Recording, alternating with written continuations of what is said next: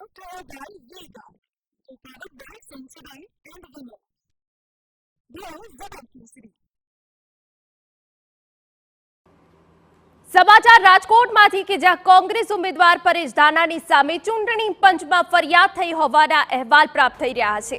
ભાજપે પરેશ ધાનાણીની ચૂંટણી પંચમાં ફરિયાદ કરી. ક્ષત્રિય અને પાટીદાર સમાજને હરખ-પદુડા કહેતા ભાજપે ફરિયાદ કરી હોવાની વિગતો મળી રહી છે. ચૂંટણી પંચના રિટર્નિંગ ઓફિસરે વિડીયોના આધારે તપાસ શરૂ કરી છે. રાજકોટ પશ્ચિમમાં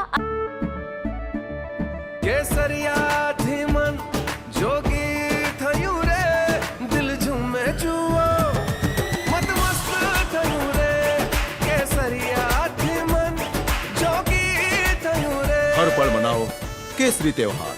વિમલ, બોલો જુબાન કેસરી. આચાર સંહિતાના ઉલ્લંઘનની સૌથી વધુ ફરિયાદ 132 નોંધાઈ છે. આચાર સંહિતાના ઉલ્લંઘનની સૌથી ઓછી 7 ફરિયાદ જસદણમાં નોંધાઈ હોવાની વિગત સંવાદદાતા મોહિત ભટ્ટ વધુ વાત કરી રહ્યા છે. મોહિત, શું વિગત?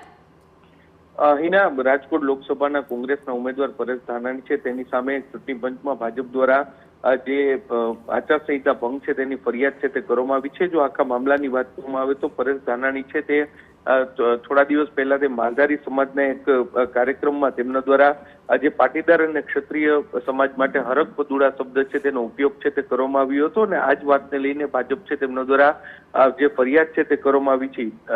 ભાજપની ફરિયાદના આધારે જે ચૂંટણી વિભાગના રિટર્નિંગ ઓફિસર છે તેમના દ્વારા વિડીયોના આધારે તપાસ છે તે શરૂ કરવામાં આવી છે અને આ સમગ્ર મામલે જે પરેશ ધાનાણી છે, કોંગ્રેસ છે, તેમને પણ જવાબ રજૂ કરવા માટેની સમય મર્યાદા છે તે આપવામાં આવી છે. મહત્વનું છે કે રાજકોટમાં જે સી વિજિલ એપમાં કુલ 305 જેટલી ફરિયાદો અત્યાર સુધીમાં મળી છે, જેમાં રાજકોટ પશ્ચિમ વિધાનસભામાં સૌથી વધારે આચારસંહિતા ભંગની 132 જેટલી ફરિયાદો છે તે મળી છે અને જે પણ ફરિયાદો ચૂંટણી પંચ સમક્ષ આપવામાં આવે છે તે તમામ ફરિયાદોને લઈને તપાસ છે તે હાથ ધરવામાં આવી છે અને હવે જ્યારે પરેશ ધાનાણી સામે ફરિયાદ કરવામાં આવી છે જેને લઈને ચૂંટણી વિભાગ છે તેમના દ્વારા તપાસ શરૂ કરવામાં આવી છે. જી બિલકુલ, આભાર મોહિત. તો ચૂંટણી પંચના રિટર્નિંગ ઓફિસરે વિડીયોના આધારે હવે તપાસ શરૂ કરી હોવાની વિગત.